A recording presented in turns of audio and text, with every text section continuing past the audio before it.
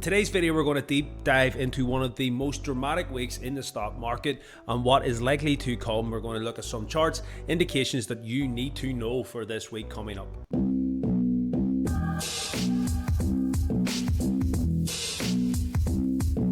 Hey everyone, welcome back to Buy Wholesale. I hope, of course, you are all well. Today's video, we are going to be having a deep dive into what exactly happened last week in one of the most dramatic weeks that we have seen in the stock market in recent times. Stocks around the world, including the USA, Europe, and Japan, have had one hell of a roller coaster over the past week. So let's break down what is exactly happening out there, why there is so much turmoil, why it matters, and what you need to know for your investments. Monday was a bloodbath for global markets, with major indices in the US, Europe, and Japan plunging before staging a partial recovery.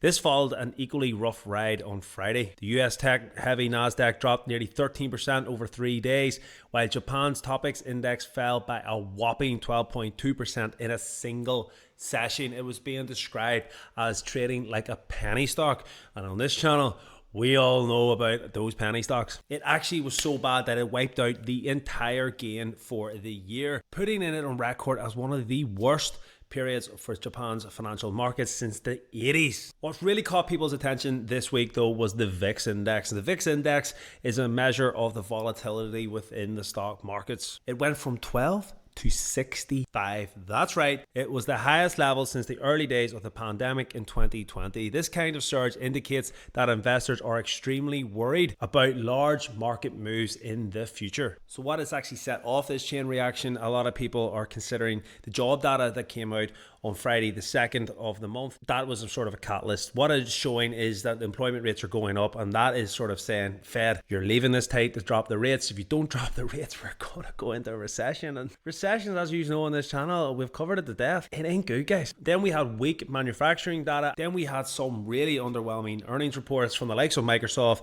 but ones I was really focused on were the ones that consumers are spending on, the likes of Costco, Walgreens. Then we also had Disney. All these are seeing declining in revenue, which means that people are feeling a little bit more tight and they're not thinking about going and spending a luxury holiday in Disney. This is showing you that the effects of high inflation has taken its toll, and this was always going to be a bit of a knife edge. How close do the Fed leave it before doing a pivot? Goldman Sachs even upped their recession probability for the US from 15 to 25%, signaling growing concerns about where the economy is heading. The Topix index crashed 12.2% on Monday, making it the worst single day decline since 1987.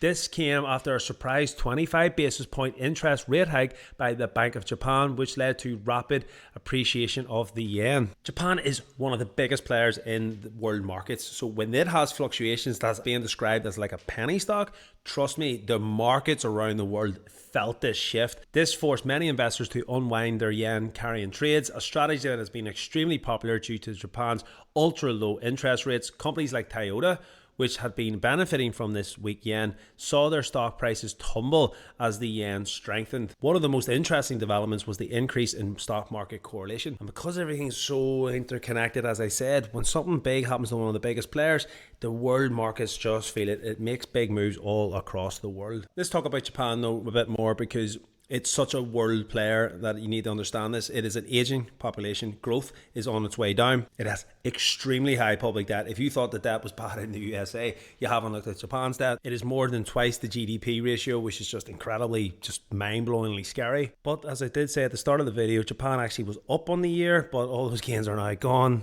And it just shows you how fragile this whole economical world environment really is right now. So what can we learn from this week? Well, in my opinion, volatility is here to stay. I actually think, as we've covered on this channel many times, that there is a real economic bubble crash coming down the road. But we're going to look at some charts, because right now, I don't think it's still the time. I really don't. And I'm going to talk about why. The first chart we're going to look at is the SPY. Now, on the channel, we've covered this before, but we talked about this a couple of weeks ago in the Discord.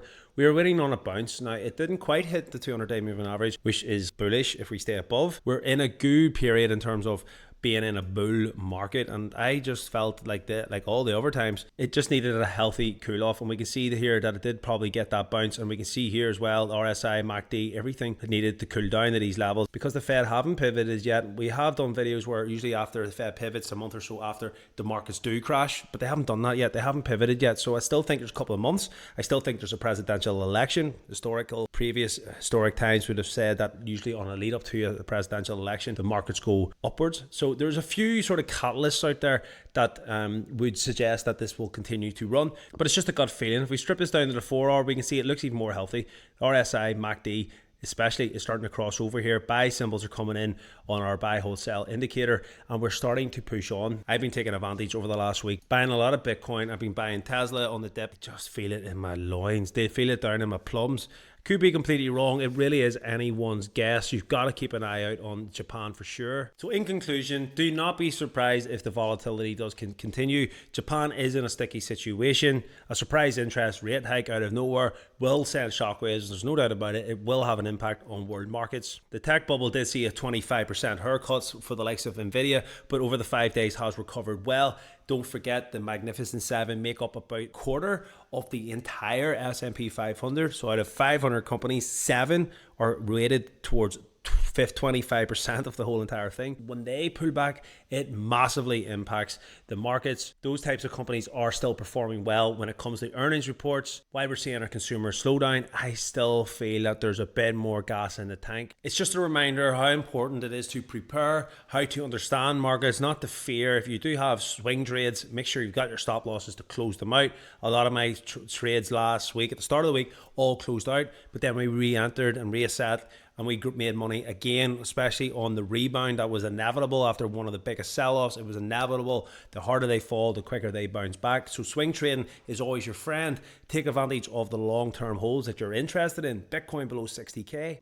All day, eating that up. Also happy with Tesla going to 185. Haven't sold at 260. We bought back in at 185. There's plenty of opportunities out there. And don't forget, if you are dollar cost averaging and you do have a long-term mindset, these are the types of days that over the long run, you'll look back on and be happy about. So hopefully that helps. Do subscribe to the channel because I do feel that there will be a crash coming. There's plenty of indicators that we're looking to flash that will tell us that. But for now, I think we're going to be okay. What's your thoughts? Leave them down below, and I will see you all in the next video.